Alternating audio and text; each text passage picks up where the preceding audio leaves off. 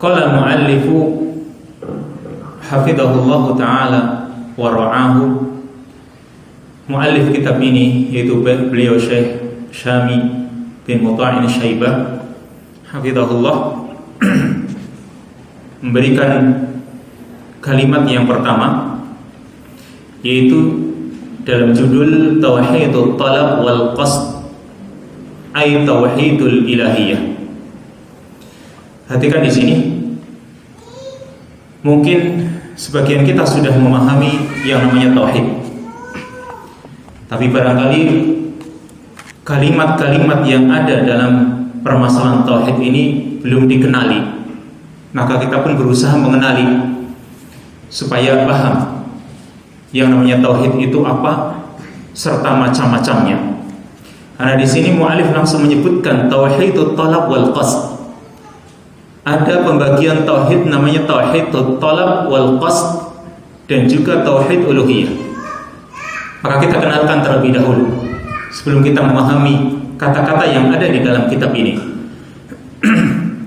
Yang namanya tauhid itu dari kata wahada yuwahhidu, yang artinya ifrad, yaitu mengesahkan Allah Subhanahu wa taala. Itu namanya mentauhidkan Allah. Berarti mengesahkan Allah Subhanahu wa taala. Lalu apa yang kita esahkan? Sisi apanya yang kita anggap dari Allah itu adalah satu? Maka ketika kita ingin membahas apa yang kita tauhidkan dari Allah, apa yang kita akan esahkan dari Allah Subhanahu wa taala, itu nanti masuk pembahasan aqsamut tauhid. Nah, yang namanya tauhid ini perkara yang sangat mulia, karena merupakan tujuan diciptakannya manusia di muka bumi ini. Bahkan bukan cuma manusia, termasuk makhluk yang lain, yaitu jin. Allah Subhanahu wa ta'ala ciptakan manusia dan juga jin itu tidak lain adalah untuk mentauhidkan Allah Subhanahu wa ta'ala. Sebagaimana Allah jelaskan dalam surat Adz-Dzariyat ayat yang ke-56, yang ayatnya masyhur. Allah mengatakan, "Wa ma khalaqtul jinna wal insa illa liya'budun." Dan tidaklah aku ciptakan jin dan manusia kecuali untuk beribadah kepadaku. Nah, makna beribadah kepadaku artinya mentauhidkanku. Perhatikan, beberapa mufassirin menafsirkan li ya'budun, supaya mereka beribadah kepadaku. Ibnu Abbas menafsirkan li ya'budun ay li yuqirru li bil ibadah taw'an aw karhan. Kata Ibnu Abbas, tidaklah aku ciptakan jin dan manusia kecuali untuk beribadah kepadaku. Maksudnya supaya mereka beribadah kepadaku. Kata Ibnu Abbas, supaya mereka mengakui dengan ibadah kepada Allah, baik dalam keadaan suka atau tidak suka. Ini kata Ibnu Abbas. Supaya orang itu mengikrarkan, mengakui ibadah itu hanya untuk Allah, baik suka atau tidak suka. Lalu kata Ibnu Jurayj menafsirkan liya'budun ay liya'rifun, supaya mereka beribadah kepadaku, maksudnya supaya mereka mengenaliku. Ini kata Ibnu Jurayj. Makna liya'budun ay liya'rifun, supaya mereka beribadah kepadaku, maksudnya supaya mereka mengenaliku. Ini kata Ibnu Jurayj. Kemudian kata Ar-Rabi' bin Anas, beliau mengatakan liya'budun ay lil ibadah, supaya mereka beribadah, ya artinya supaya orang beribadah. Serta penafsiran Al-Imam Al-Kalbi yang ini dikuatkan oleh Syekh Muhammad At-Tamimi rahimahullahu ta'ala, atau yang terkenal dengan Syekh Muhammad bin Abdul Wahhab At-Tamimi rahimahullahu ta'ala. Al-Kalbi mengatakan liya'budun ay liwahidun, supaya mereka beribadah kepadaku, artinya supaya mereka mentauhidkanku. Makanya Syekh Muhammad At-Tamimi di dalam kitabnya Al-Usulus Ats-Tsalatsah, beliau mengatakan Wa makna ya'budun ay yuwahhidun. Ini ada dalam kitab Al-Usul Ats-Tsalatsah. Dan makna dari supaya mereka beribadah kepadaku yaitu mereka mentauhidkanku. Dan beliau lebih memilih kalimat, walaupun ini semua tadi penafsiran yang tidak bertolak belakang satu sama lain ya, baik penafsirannya Ibnu Abbas atau Al-Kalbi atau Ar-Rabi' bin Anas atau Ibnu Jurayj dan yang lain, ini tidak bertolak belakang satu sama lain.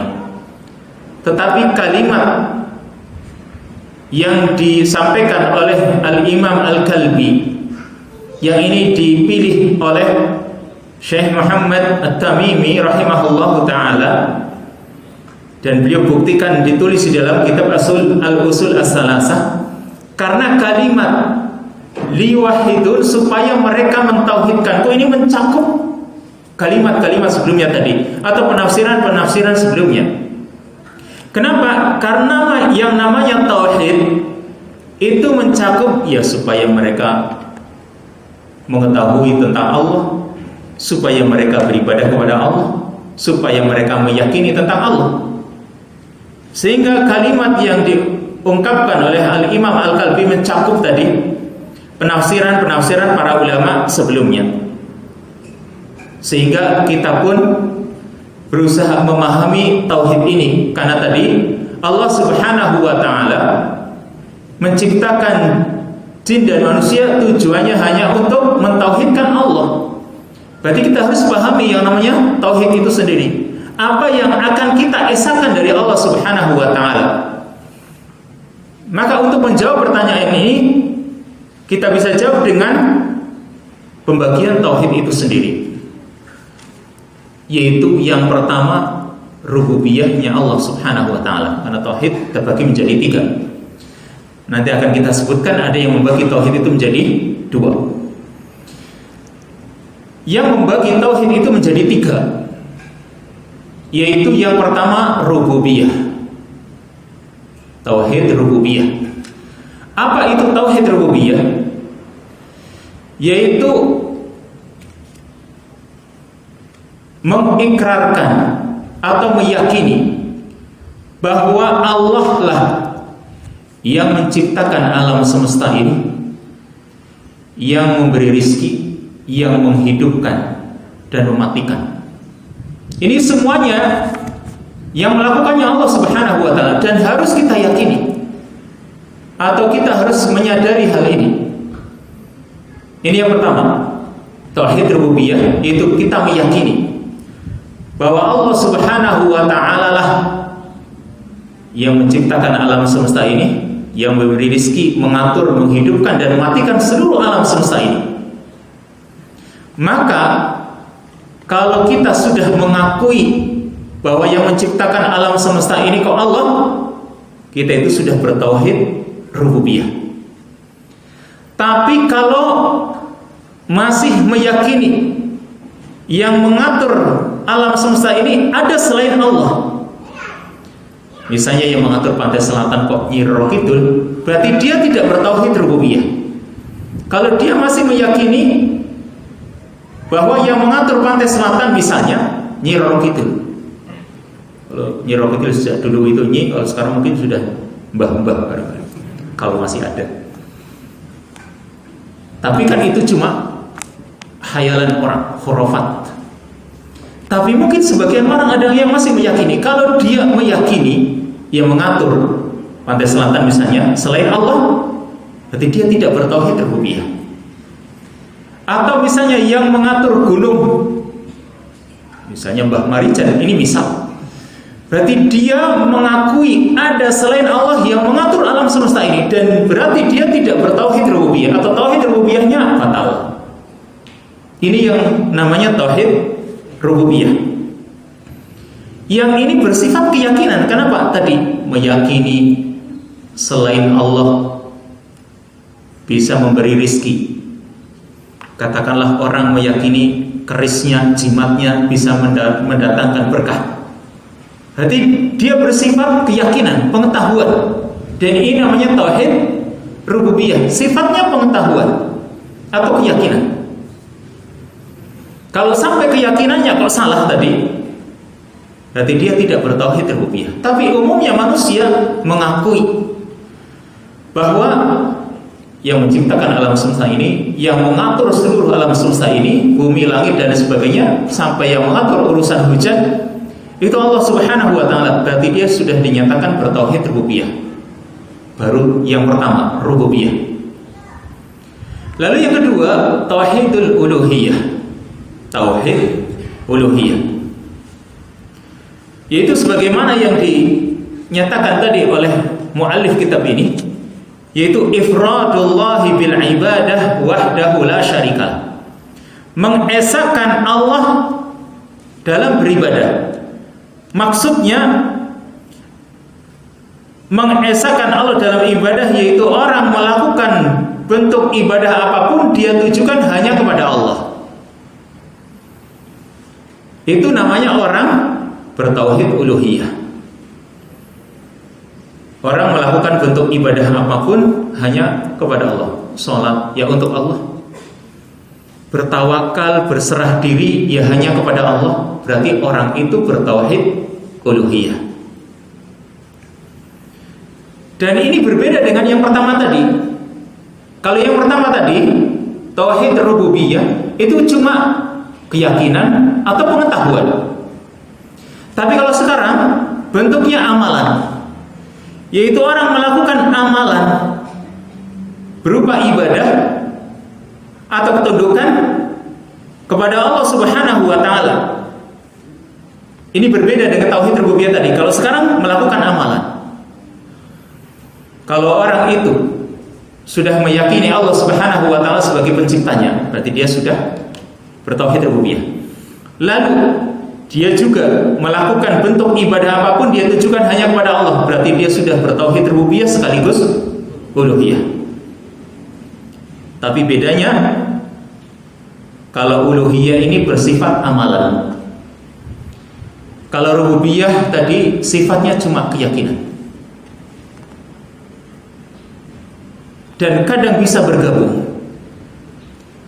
Ya, bisa bergabung. Bahkan orang yang musyrik pun nanti kadang kedua-duanya bisa syirik dalam rububiyah atau uluhiyah. Kemudian saya lanjutkan dulu. Nanti akan kita jelaskan lagi tentang rububiyah uluhiyah ini. Yang ketiga, tauhid asma wa sifat. Tauhid asma wa sifat ini yaitu meyakini pula.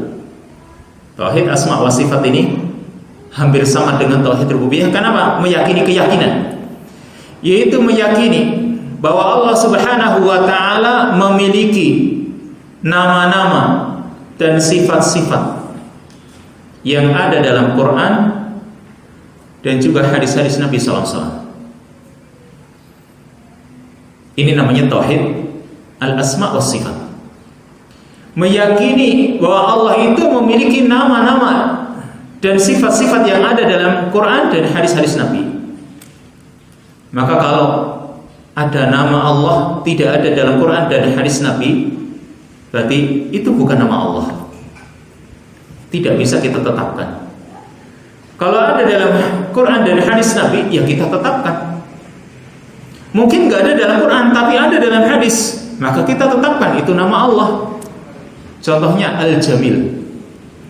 Misal Al-Jamil nggak ada dalam Quran tapi ada dalam hadis, Innallaha Jamilun. Nah, sebagian ulama memasukkannya ke dalam 99 nama. Atau kalau tidak, yang jelas itu salah satu nama di antara nama-nama Allah karena ada dalam hadis. Nah, kembali kepada ketiga permasalahan ini tadi. Tauhid rububiyah bersifat keyakinan, pengetahuan. Tauhid uluhiyah bersifat amalan. Tauhid asma wa sifat sama dengan tauhid rububiyah, yaitu bersifat keyakinan pula serta pengetahuan sama. Maka ketika ada ulama yang membagi tauhid itu menjadi dua, hakikatnya sama dengan yang membagi tauhid itu menjadi tiga. Karena tadi yang membagi tauhid itu menjadi dua, yaitu yang pertama tauhidu al-ma'rifah wal isbat. Tauhid pengetahuan dan penetapan. Dan tadi sudah saya jelaskan mana yang bersifat pengetahuan dan menetapkan, yaitu rububiyah dan asma wa sifat.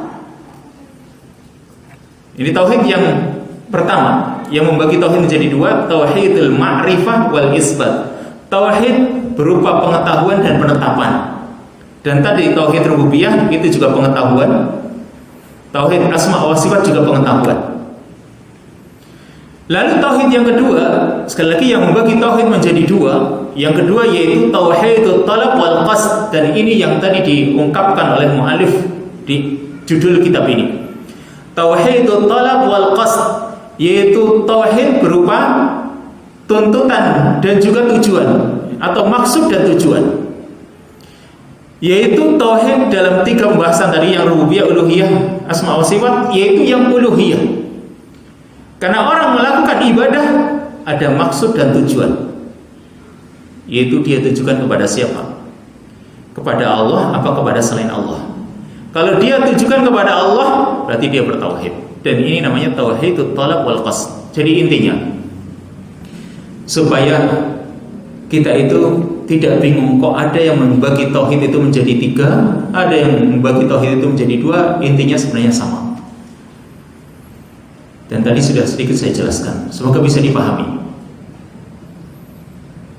Maka tidak ada perbedaan ketika orang membagi tauhid menjadi tauhid rububiyah, uluhiyah, dan asma wa sifat, serta yang bagi tauhid menjadi dua, yaitu tauhidul ma'rifah wal isbat, kemudian tauhidut talab wal qasd.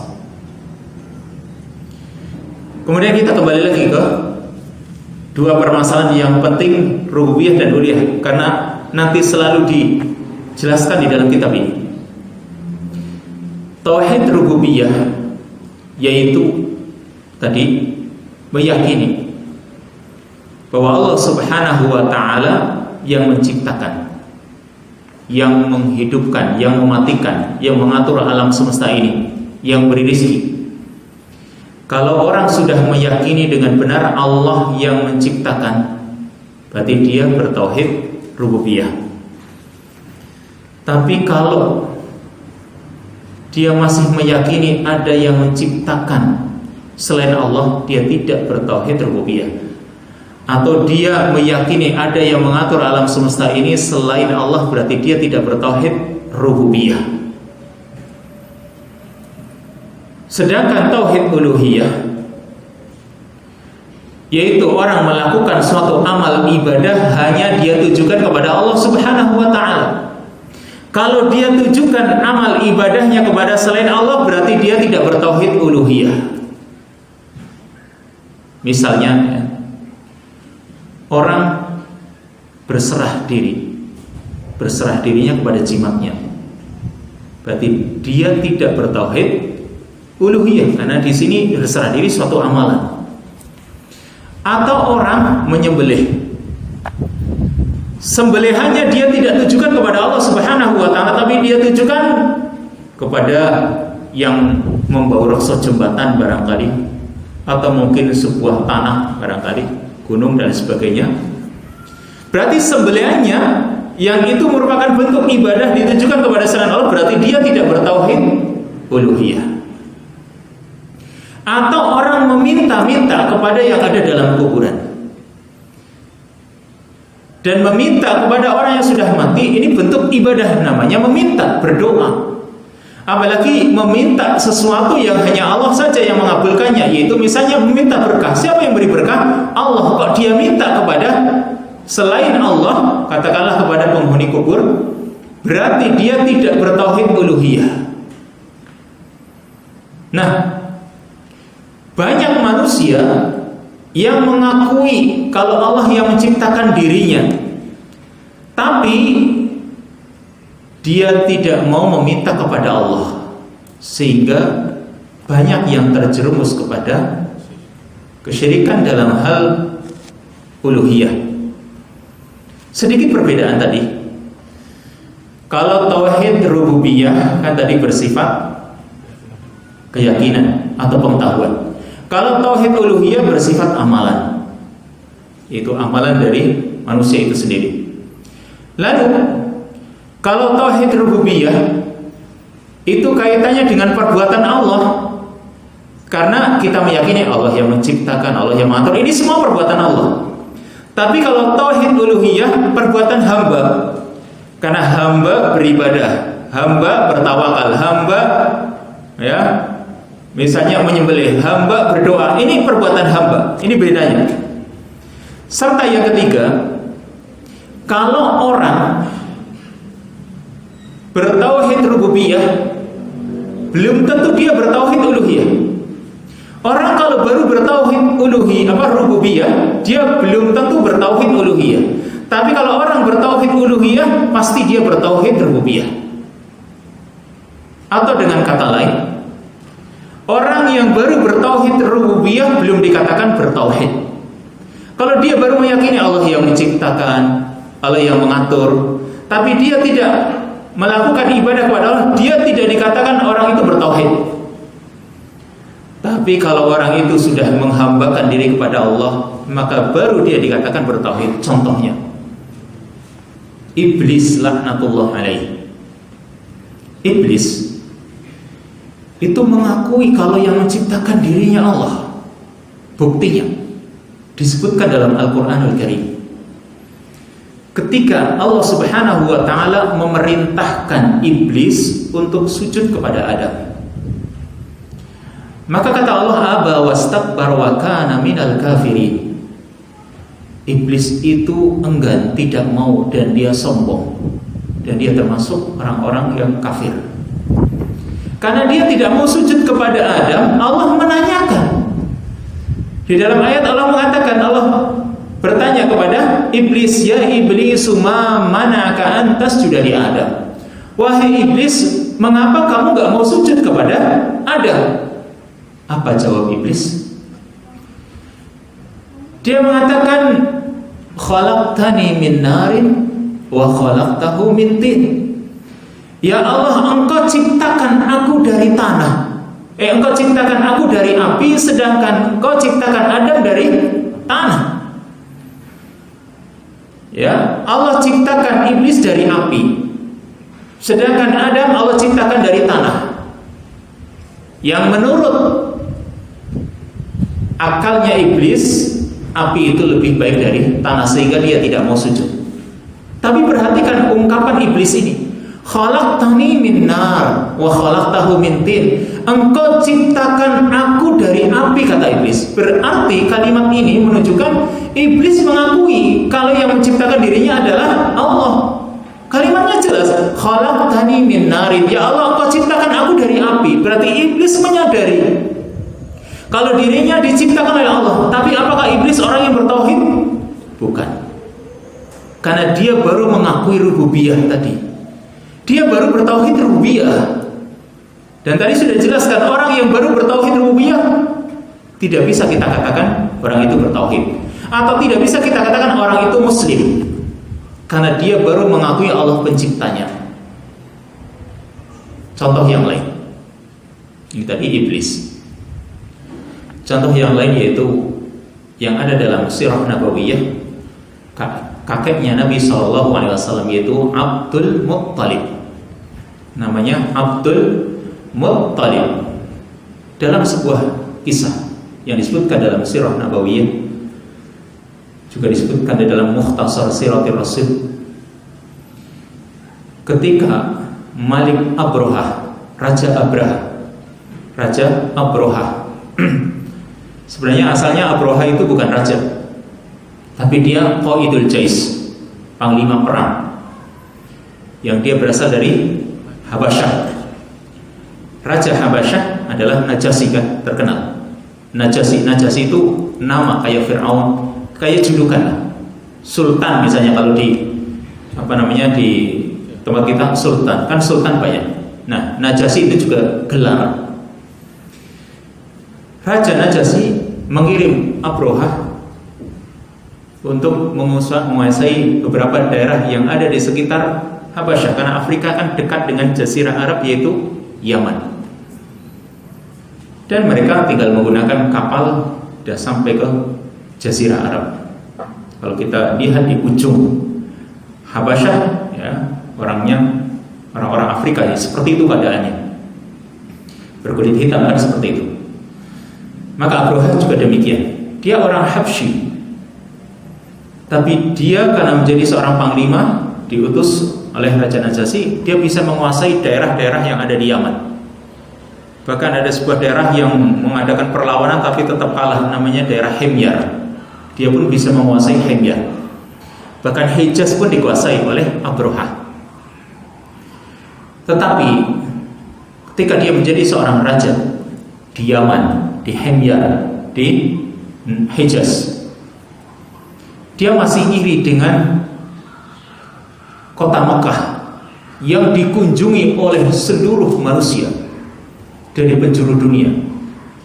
Karena memang itu sejak dulu, sejak zaman Nabi Ibrahim alaihissalam. Dan Nabi Ibrahim itu sudah berdoa, ya, Rabbij'al hadha baladan aminan. Ya Allah, jadikan negeri ini negeri yang aman, dan jadikan waj'al af'idatan nas tahwi ilaihi, dan jadikan hati manusia itu tertambah tertuju kepada negeri Mekah. Dan sampai sekarang, sejak dahulu, orang itu kalau sudah pernah ke sana atau bahkan belum pernah ke sana, ingin ke sana, apalagi seorang muslim yang sudah berkali-kali ke sana, ingin ke sana. Dan itulah hati manusia itu dijadikan untuk tertambat hatinya ke Mekah. Walaupun corona pun ingin ke sana. Kapan dibukanya hati itu? Walaupun nggak punya uang. Ya. Apalagi yang punya rezeki yang banyak, ingin ke sana. Karena memang itu doanya Nabi Ibrahim mustajab. Jadikan hati manusia itu tertuju kepadanya. Sampai sekarang. Ini yang membuat iri Abraha. Ka'bah selalu dikunjungi oleh seluruh manusia setiap tahunnya. Bahkan setiap waktunya ada yang mengunjunginya. Dia iri, maka dia bangun sebuah gereja yang paling besar waktu itu di Yaman. Sebuah gereja yang sangat besar dan sangat indah, megah. Dan dia mengundang seluruh manusia untuk bisa datang ke gerejanya. Tapi memang Allah jadikan hati manusia itu tidak tertuju pada gereja, walaupun indah. Ya mungkin kalau orang yang cuma sekedar piknik, ya sama dengan orang kalau baru mendengar Masjid Kubah emas, kira-kira mau ngapain ke sana? Ya piknik kan gitu. Cuma sekali. Lain kalau Ka'bah, orang itu jarang yang niatnya cuma piknik. Mungkin ada 1-2, tapi rata-rata mereka ingin mendekatkan diri kepada Allah Subhanahu wa ta'ala.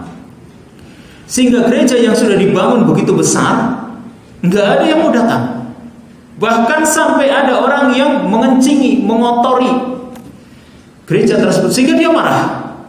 Maka dia bersumpah untuk menghancurkan Ka'bah. Maka dia pun bawa pasukan Al-Fiyalah, yaitu pasukan gajahnya. Lihat kejadiannya. Ketika dia dengan pasukan gajahnya menuju Ka'bah, setiap daerah yang dilewati selalu dijarah karena butuh pasokan makanan. Daerah manapun selalu dijarah. Sampai ketika mau mendekat ke Ka'bah, masuk ke kota Mekah, apa yang dilakukan? Unta-unta yang ada di Mekah itu juga dijarah. Yang namanya pasukan perang itu butuh makan. Dan makanan waktu itu ya, yaitu untuk lauknya dan sebagainya, unta. Di sepanjang jalan mereka itu kalau ada unta dijarah. Sampai ketika mendekati Ka'bah, masuk ke kota Mekah, unta-untanya Abdul Muttalib yang jumlahnya ratusan. Abdul Muttalib itu kakaknya Nabi, orang kaya. Kalau urusan unta, ratusan unta dijarah.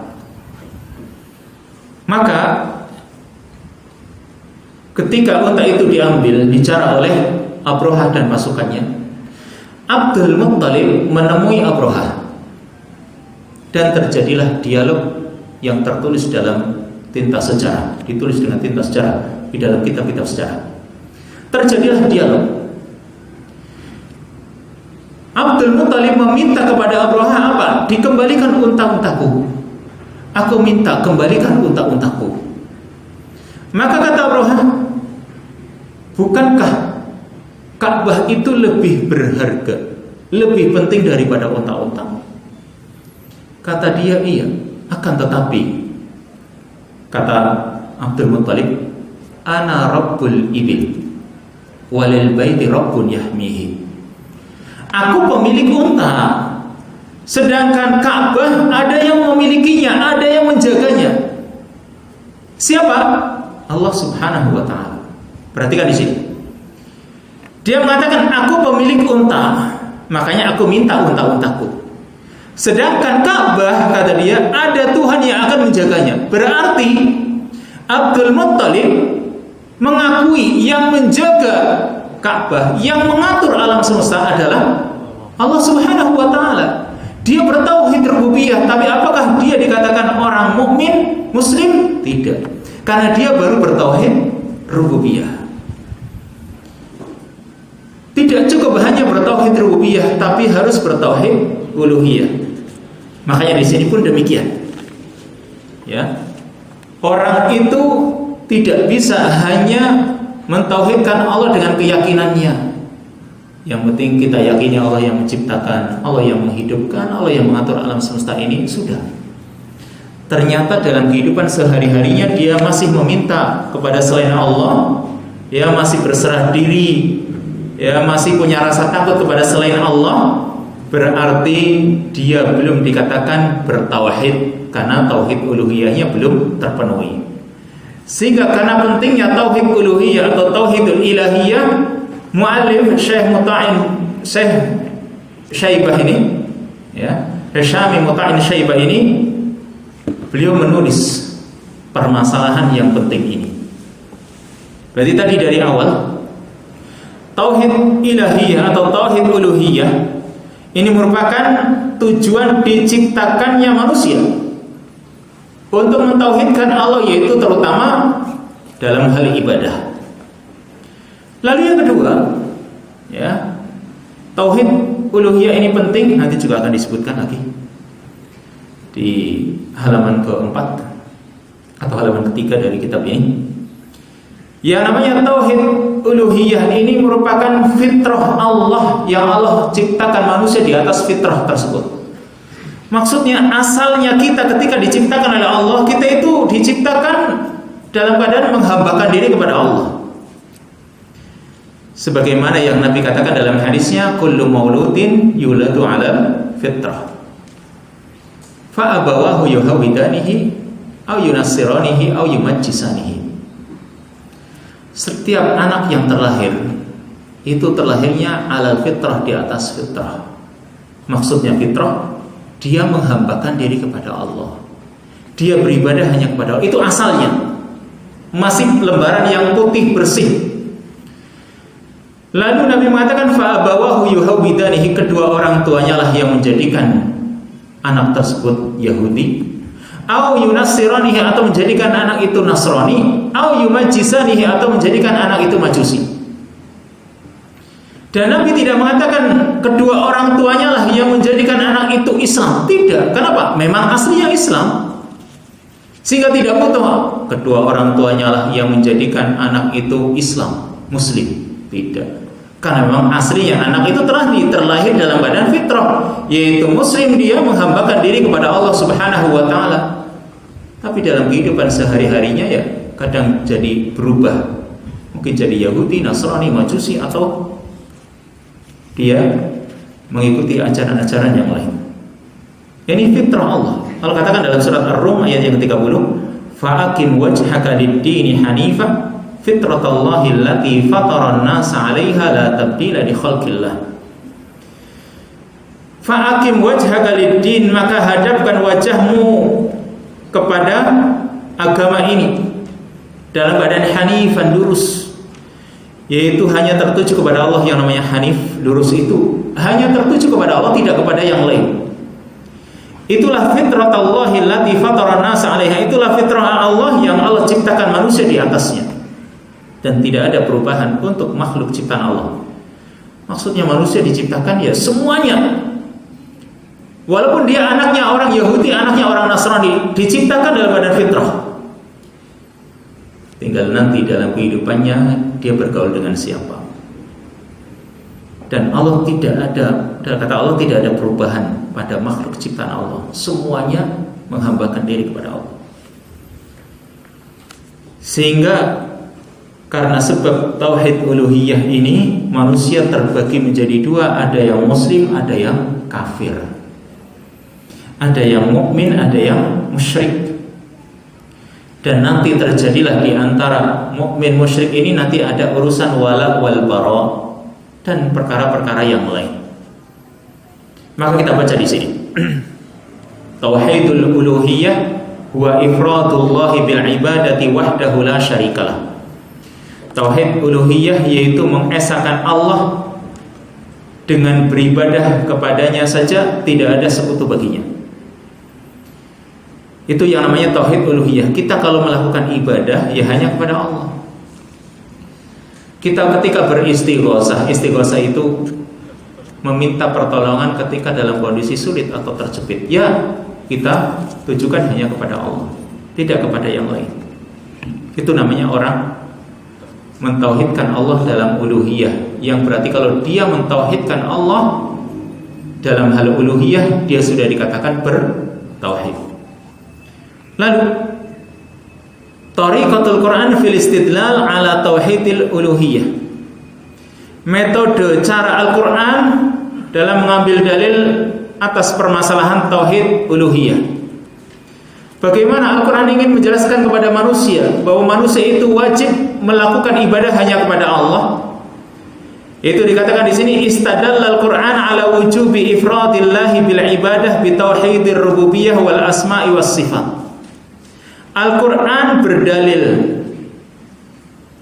atas wajibnya mengesahkan Allah dalam ibadah, caranya dengan tauhid rububiyah dan serta asma wa sifat. Maksudnya Allah tanyakan dulu, kalian wahai manusia mengakui enggak tauhid rububiyah dan asma wa sifat? Kalau mereka jawabannya mengaku, berarti kewajiban kalian untuk mentauhidkan Allah dalam uluhiyah.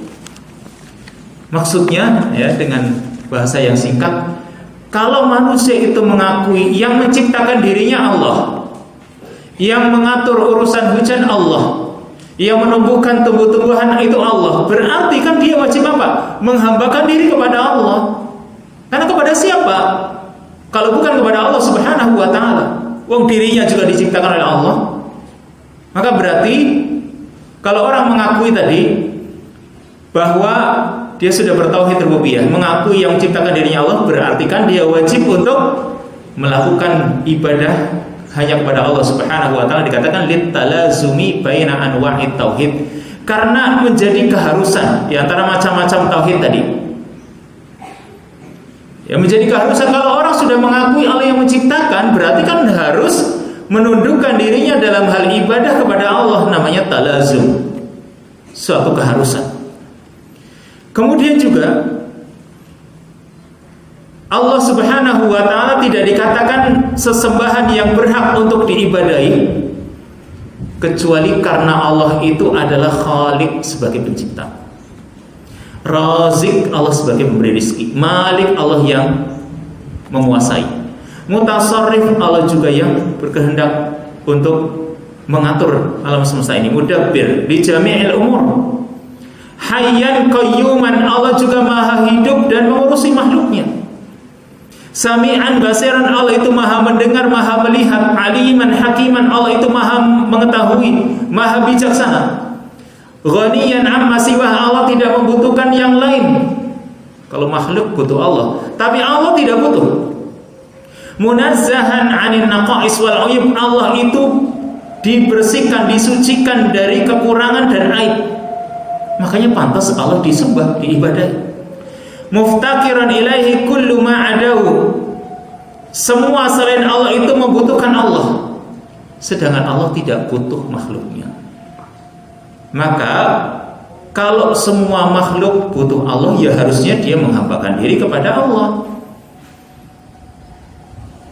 Dan Allah Subhanahu wa ta'ala memang benar-benar tidak butuh kepada makhluknya sama sekali. Makanya Allah itu disifati dalam surat Al-Ikhlas, lam yalid wa lam yulad. Allah itu tidak beranak dan tidak diperanakkan. Mengapakah Allah tidak beranak?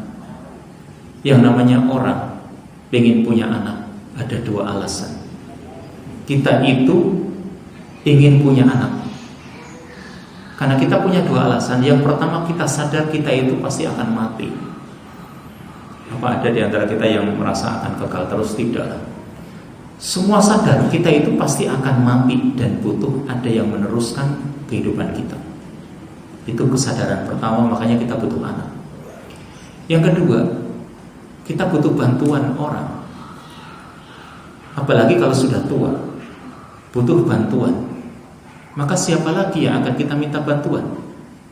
Kalau orang misalnya ya tidak seperti anak, makanya orang itu butuh ada anak. Apalagi kalau misalnya orang itu qadarullah misalnya miskin, tidak bisa bekerja, tidak bisa cari nafkah, maka dia sebagai penumpangnya siapa? Anak. Karena manusia itu butuh dua ini. Butuh ada yang meneruskan hidupnya, butuh ada yang nanti membantu dirinya. Maka manusia butuh anak. Tapi Allah tidak butuh kedua-duanya. Allah itu gak akan pernah mati. Makanya Allah itu hayyun, maha hidup. Kalau Allah gak pernah mati, buat apa butuh anak? Dan Allah juga qayyum, berdiri sendiri, gak butuh yang lain, gak butuh bantuan. Makanya Allah butuh. Untuk apa Allah punya anak? Sehingga Allah pun mengatakan lam yalid. Allah tidak beranak.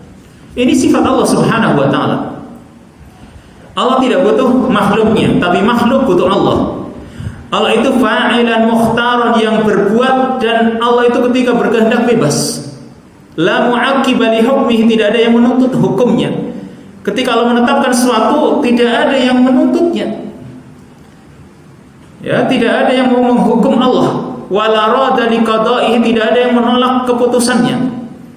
Wala yu'jizuhu syai'un fis samawati wal ardh, tidak ada yang bisa melemahkannya sedikit pun, atau tidak ada satupun yang bisa melemahkan Allah, baik yang ada di langit atau yang ada di bumi. Wala yaghibu anhu syai'un fis samawati wala fil ardh, tidak ada yang gaib bagi Allah. Semuanya nampak bagi Allah. Kalau bagi kita, iya. Yang di balik tembok saja kita nggak tahu apa sih yang terjadi. Padahal dekat di sini. Kemudian yang jauh di sana, kita itu nggak tahu yang ada di atas langit itu sebenarnya juga nggak tahu sampai mana sih langit pertama gitu. Apalagi lebih dari itu. Tapi bagi Allah subhanahu wa ta'ala tidak ada yang ghaib. Wala yakhfa alaihi syai', tidak ada yang samar pula baginya. Faqad ahata bi kulli syai'in ilma, ilmunya Allah meliputi segala sesuatu. Kalau seperti itu sifat-sifat Allah, berarti pantaslah Allah itu berhak untuk diibadahi, untuk disembah. Ini namanya cara Al-Quran berdalil, dan nanti akan disebutkan ayatnya. Cara Al-Quran berdalil bahwa orang itu disuruh mentauhidkan Allah dalam ibadah, dia tujukan ibadahnya kepada Allah, yaitu diungkapkan. Coba manusia mengakui enggak? Ya, kalau manusia mengakui, ya harusnya dia tunduk. Dengan Allah pencipta, Allah beri rezeki dan sebagainya tadi, ya. Semua itu sifat-sifat itu tadi milik Allah. Kalau milik Allah subhanahu wa ta'ala semuanya sudah orang mengakui, maka harus tunduk padanya, beribadah padanya. Wa hadza sifatullah, dan ini semua tadi, mulai dari pencipta, pemberi rezeki, yang maha hidup, mengurusi makhluknya, maha kaya dan sebagainya. Ini semua tadi sifat-sifat Allah Ta'ala yang tidak pantas dimiliki oleh siapapun kecuali Allah. Tidak ada yang ikut serta pada sifat-sifat Allah tersebut orang lain. Wala yusyarikuhu biha ghairuh. Tidak ada orang lain yang ikut serta dalam sifat-sifat tadi. Fakadzalika la yastahiqqul ibadah illa huwa. Kalau sifat-sifat tadi tidak ada yang memilikinya, atau tidak ada yang ikut andil dalam memiliki sifat-sifat tadi, makanya tidak pantas diibadahi kecuali Allah. Wala tajuzu li ghairihi, juga tidak pantas selain Allah itu disembah. Fa haitsu kana mutafarridan bil khalqi war rizqi wa tadbiril umur, maka ketika Allah itu mutafarridan, dia saja yang maha esa dengan penciptaannya, dengan pemberi rizkinya, dengan mengatur segala urusan, wal insya, mengadakan atau membuat yang ada di alam semesta ini kemudian mengembalikannya lagi. La yasyrikuhu fi dzalika ahadun, tidak ada seorang pun yang ikut serta. Misalnya menumbuhkan tumbuhan-tumbuhan. Manusia itu cuma berusaha menanam, dia nggak bisa menumbuhkan. Nah, mereka serahkan kepada Allah. Walaupun dia itu ahli misalnya dalam urusan tanaman, dalam hal kimia misalnya, dia ahli, tapi tetap saja dia itu cuma memberikan sesuatu. Yang menumbuhkan siapa? Allah. Pernah saya sampaikan begini, kalau kita itu menanam, misalnya meletakkan kacang tanah atau kacang kedelai di tanah yang lempung, yang keras. Tanahnya keras, kita masukkan, kita kita tutup ya dengan keras. Ya, katakanlah kalau di tempat saya itu tempat genteng, itu misalnya yang mau dipres, masukin kacang tanah satu, kemudian tutup yang kencang. Ya, orang mengira mungkin itu tidak akan bisa tumbuh. Kenapa? Keras. Tapi kalau Allah Subhanahu wa taala yang mematahkan yang membelah itu tanah, Allah akan tumbuhkan. Seperti itu pula yang kita lihat di sekitar kita. Makanya Allah mengatakan anna sababnal ma'a sabba dalam surat Abasa. Anna sababnal ma'a sabba, sesungguhnya kamilah yang menurunkan hujan dengan sebenar-benarnya. Tsumma syaqqaqnal arda syaqqa, kemudian kami membelah bumi dengan sebenarnya. Berarti Allah yang membelahnya.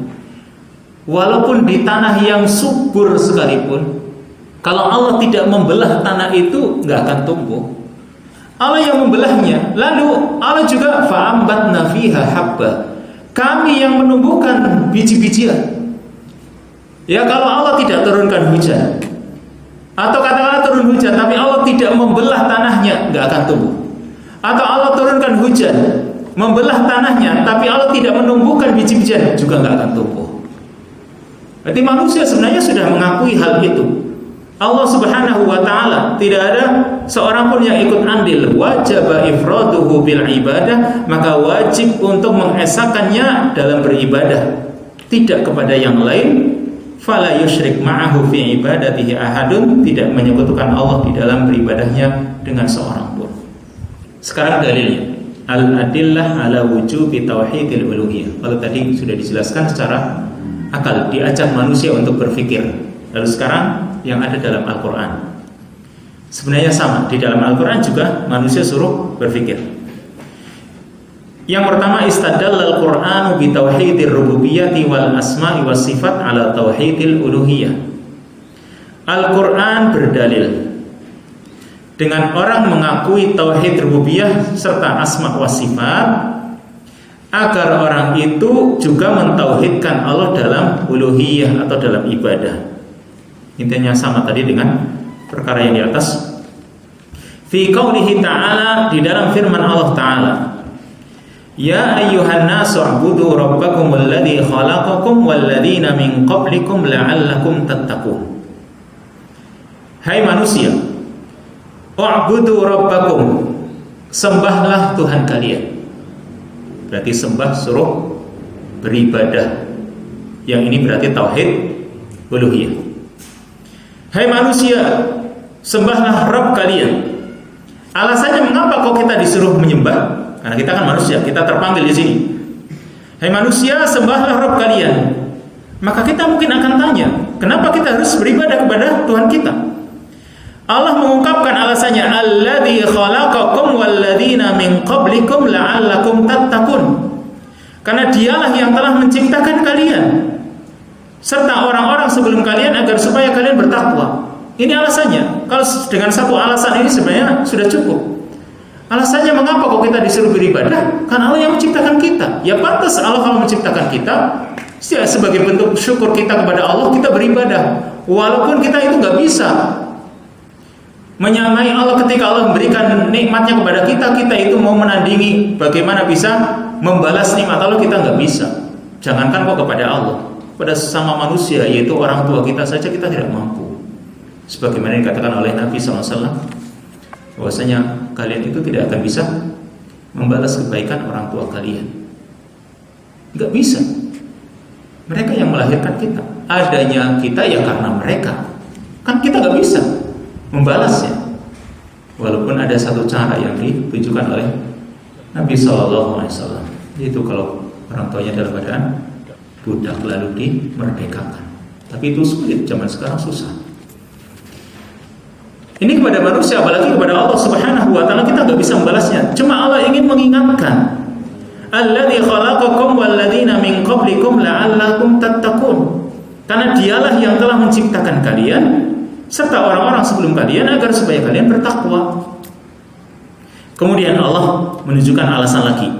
Kalau orang enggak puas, ya alasannya menciptakan enggak cukup, maka Allah ungkapkan lagi. Alladzi ja'ala lakumul arda firasya was samaa'a binaa'a wa anzala minas samaa'i maa'an fa akhraja bihi minas samarati rizqan lakum. Dia juga yang telah menjadikan untuk kalian bumi sebagai firasya, sebagai hamparan. Coba kita itu kalau misalnya tidak diizinkan oleh Allah berada di muka bumi ini, mau di mana? Allah yang menciptakannya. Maka kalau kita itu enggak di bumi ini sih mau kemana? Tempat kita itu bumi, berasal dari bumi. Kemudian ya, was-samaa'a binaa'a, Allah jadikan langit sebagai atapnya. Kita mau buat atap dari mana nih? Bumi enggak boleh, langit enggak boleh. Kemana ini? Wa anzala minas samaa'i ma'an, Allah juga telah menurunkan dari langit hujan. Fa akhraja bihi minas samarat, lalu Allah keluarkan dengan hujan itu buah-buahan. Rizqan lakum, sebagai rizki untuk kalian. Manusia itu sangat bergantung pada buah-buahan. Kalau hanya mengandalkan hewan misalnya, nggak cukup, karena manusia itu kan ya herbivora, karnivora, omnivora. Manusia yang mana? Omnivora, semuanya disikat. Ya, sayur-sayuran, buah-buahan, biji-bijian masuk. Apa sih yang nggak masuk? Hewan semuanya masuk. Sampai bekicot dia masuk kok. Walaupun halal, tapi kan masuk, mereka makan. Ya, sampai yang ada di dasar lautan masuk. Ini manusia. Yang namanya tumbuh-tumbuhan apa sih yang nggak dimakan? Dulu mungkin yang di pinggir kali itu kita itu nggak mau makan, ternyata sekarang dimakan juga kan. Intinya manusia itu serakah. Tapi manusia harus berpikir di sini. Ya, Allah Subhanahu wa taala yang menumbuhkan tumbuh-tumbuhan, Allah yang menumbuhkan buah-buahan, rizqan lakum, itu sebagai rizki untuk kalian. Maka kalau kalian sudah mengakui semua itu, fala taj'alu lillahi andada wa antum ta'lamun. Maka janganlah kalian menjadikan bagi Allah anda dan tandingan. Kok kalian menganggap ada yang menciptakan selain Allah? Ini tandingan dalam rububiyah. Atau kalian di dalam beribadah, kalian tujukan ibadah kalian menyembelih misalnya, kalian tujukan tidak kepada Allah, tapi kepada penguasa pantai, kepada penguasa bumi dan lain sebagainya. Ada sedekah bumi, bukan ditujukan kepada Allah Subhanahu wa ta'ala. Itu berarti kalian telah menjadikan tandingan bagi Allah Subhanahu wa ta'ala. Wa antum ta'lamun, padahal kalian mengetahui Allah semuanya yang melakukan. Tapi kok bisa kalian itu menjadikan tandingan bagi Allah Subhanahu wa ta'ala. Ayat yang kedua, Allah Subhanahu wa ta'ala berfirman, qul may yarzuqukum minas sama'i wal ardh. Katakan wahai Muhammad kepada orang-orang yang tidak mengakui Allah sebagai yang berhak untuk diibadahi. Tanyakan kepada mereka, may yarzuqukum minas sama'i wal ardh. Siapakah yang telah memberikan rizki kepada kalian dari langit dan bumi? Karena rizki itu datang dari langit dan bumi. Amma yamliku sama, atau siapakah yang kuasa untuk menciptakan pendengaran? Yang menciptakan pendengaran kita siapa? Emang dokter ketika mengeluarkan kita, dia membuat pendengarannya? Tidak, Allah yang menciptakan untuk kita pendengaran. Dan begitu kita lahir, kita bisa mendengar. Lalu wal absar, penglihatan. Kan pertama kali yang Allah berikan kepada kita ketika kita lahir apa? pendengarannya. Maka kalau ada anak kecil baru lahir, ada suara dia nangis, suara yang keras, kaget dia nangis. Apalagi kalau suara mercon, orang tuanya pasti marah-marah. Anaknya baru lahir masalahnya. Tapi apakah langsung bisa melihat? Tidak, belum Allah berikan. Supaya manusia berpikir, pendengaran dulu, nanti umur 45, 50 hari mulai bisa melihat. Ya, umur baru seminggu disuruh melihat mainan dia nggak melihat. Kenapa? Memang Allah belum berikan penglihatan. Ini as-sam'a wal absar, pendengaran, baru setelah itu penglihatan. Lalu berikutnya nanti di ayat yang lain seperti dalam surat An-Nahl, baru hatinya mulai bisa berpikir. Wa may yukhrijul hayya minal mayyit wa yukhrijul mayyita minal hayy, dan siapakah yang bisa mengeluarkan suatu yang hidup dari yang mati serta mengeluarkan yang mati dari yang hidup? Maksudnya apa nih? Yang mengeluarkan suatu yang hidup dari yang mati, itu manusia diciptakan dari apa? Benda yang mati, air mani. Atau air mani, benda yang mati dikeluarkan dari siapa? Makhluk hidup, yaitu manusia. Ini menurut sebagian mufassir, sebagian ahli tafsir. Sebagian ahli tafsir yang lain mengatakan yukhrijul hayya minal mayyit, yaitu mengeluarkan orang mukmin dari orang kafir. Al-hayy hidup dan orang mukmin itu hidup, sedangkan al-kafir itu mati. Makanya mengeluarkan, ini penafsiran kedua, mengeluarkan orang mukmin dari orang kafir. Maksudnya bagaimana? Kadang ada seorang yang lahir dari orang tuanya yang sama-sama kafir. Orang tuanya, bapak ibunya kafir, tapi ternyata Allah berikan petunjuk kepada anak tersebut. Berarti Allah keluarkan orang mukmin itu dari orang kafir, atau Allah keluarkan orang yang hidup ini, al-hayya, yang hidup ini dari sesuatu yang mati, atau sebaliknya, wa yukhrijul mayyita minal hayy, juga mengeluarkan yang mati dari yang hidup. Kadang juga anaknya orang muslim ternyata dia kafir, ada juga. Ya.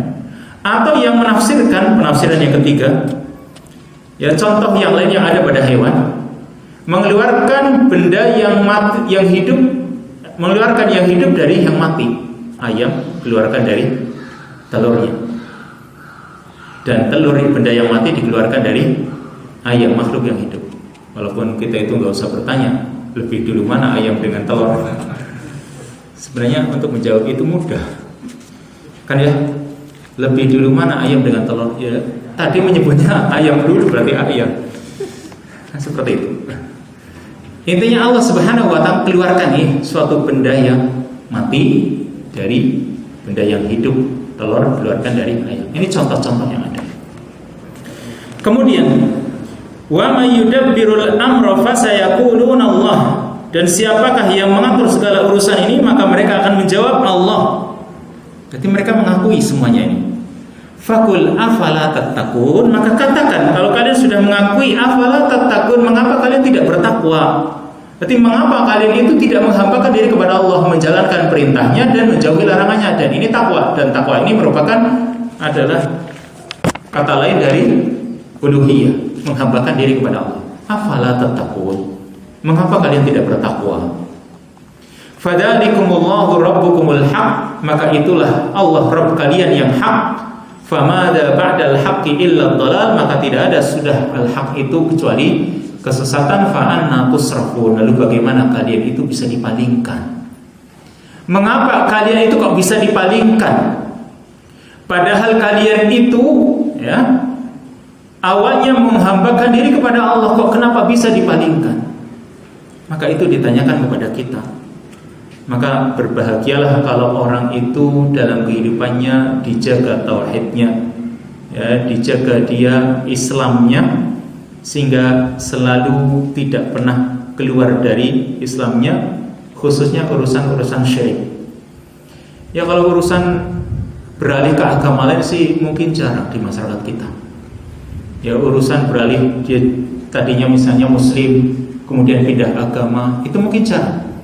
Tapi yang banyak muslim, dia tidak menjaga fitrahnya, dia terjerumus kepada kesyirikan dan kadang nggak sadar. Makanya ini yang ditanyakan oleh Allah Subhanahu wa taala, fa anna tusrafun, maka bagaimana kok kalian bisa dipalingkan, bisa menghambakan diri kepada selain Allah hanya karena misalnya ingin mendapatkan keuntungan dunia, lalu dia mencari kesugihan dan lain sebagainya. Berarti orang itu dipalingkan oleh Allah Subhanahu wa taala karena orang tersebut sendiri yang mencari peribadatan kepada selain Allah.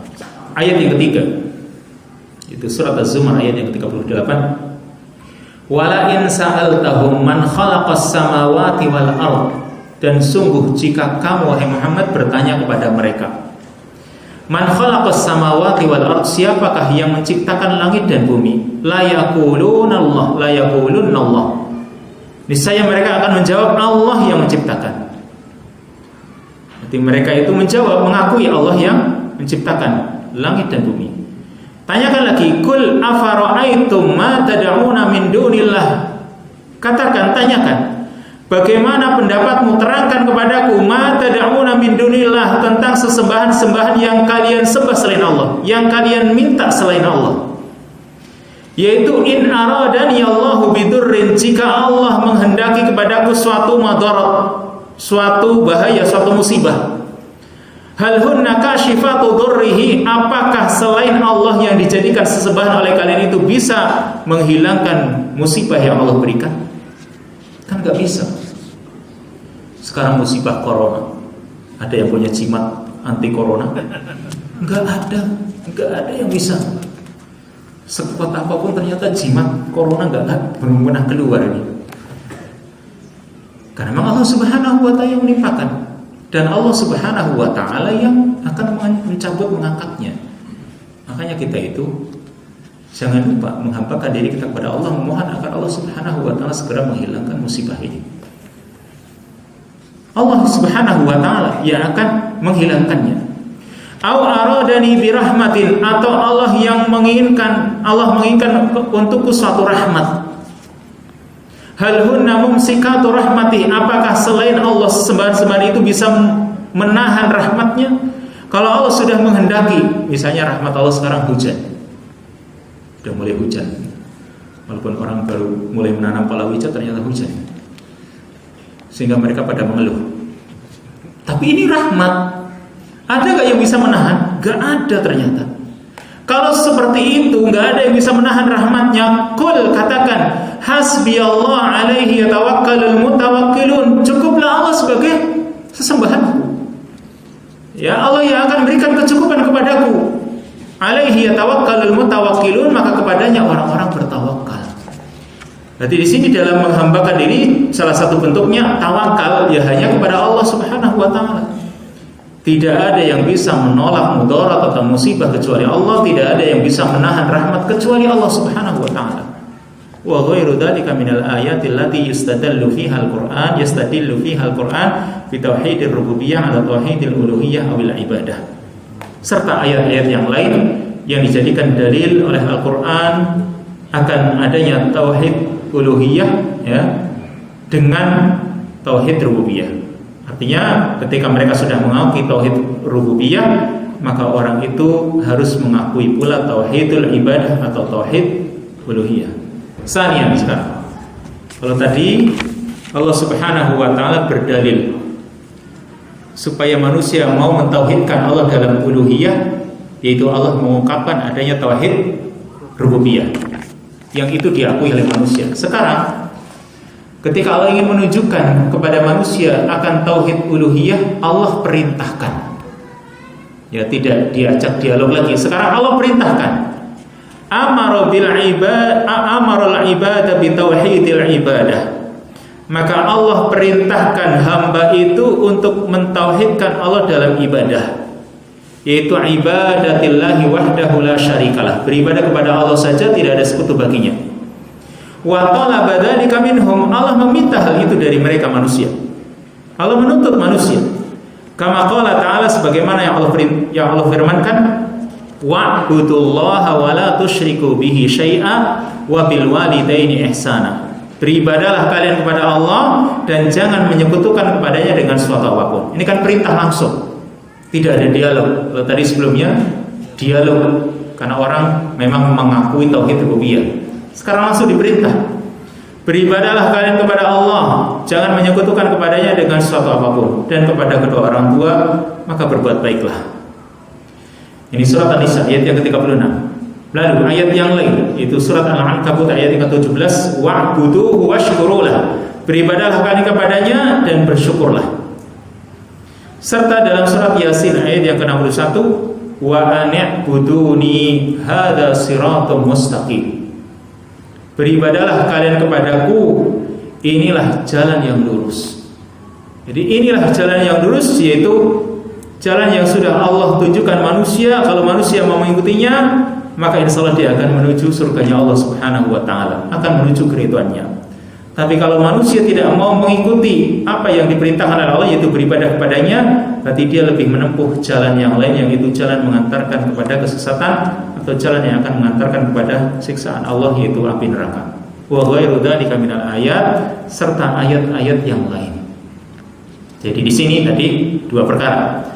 Ketika Allah ingin tunjukkan adanya tauhid uluhiyah, satu dengan mengajak dialog. Orang ketika sudah mengakui tauhid rububiyah, berarti dia harus bertauhid uluhiyah. Serta Allah langsung perintahkan manusia supaya manusia itu beribadah kepada Allah Subhanahu wa ta'ala. Cukup dulu Pak, nanti aja teruskan. Wassallallahu wasallam ala nabiyina Muhammad wa ala alihi wa sahbihi ajma'in. Subhanakallahumma wa bihamdika asyhadu an la ilaha illa anta astaghfiruka wa atubu ilaik. Assalamualaikum warahmatullahi wabarakatuh.